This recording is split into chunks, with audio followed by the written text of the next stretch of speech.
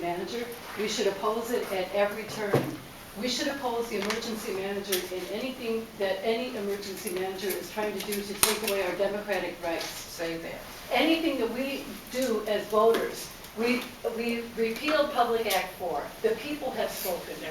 We said Public Act 4 has to go and we deserve the right to an elected school board.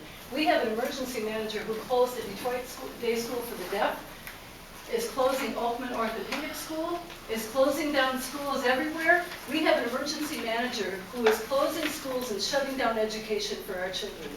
We should be opposing everything the emergency manager does. Right. Anytime he wants to remove a person from our commission, which the school board is duly elected to appoint, we should oppose that because he has already shown through the governor's actions that there is no good intention for the emergency manager of Detroit. There is no good intention for the future of our education. We have nothing except ourselves to fight this back. Thank you. You're here. I'm sorry that I missed the beginning of your comments at the Detroit Public Library Commission meeting. Can you tell me what happened at Detroit City Council this morning? The people went to the Detroit City Council because we knew they were going to vote on the Jones Day contract. We asked the council to vote against the Jones Day contract because... Can you explain that, please? This is important, and I only came to understand it myself really well today. The Jones Day contract was going to be approved anyway.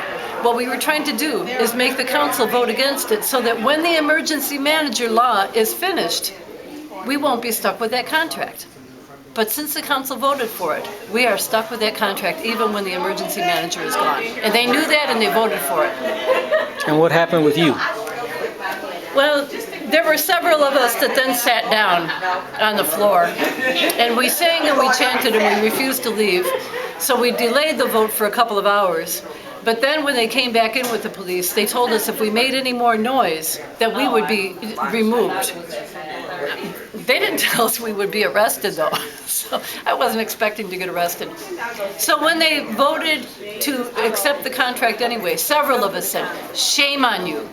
And Charles Pugh gavelled and told them to take me out of there, and they took me out and arrested me. And they put me in handcuffs, and I have these marks on my arms from the handcuffs.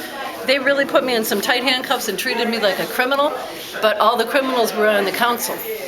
So they took us in a bus to the precinct where we were then held. Thank you. Actually, Councilwoman Watson and several of the other council members called down there to find out what was happening with us. And I think they got, some of the council members told them to keep us and other council members told them to let us go. Eventually, we were let go. We have a court date on May 1st, International Workers' Day, at District Court at 8:30 in the morning. All are welcome to attend. Thank you.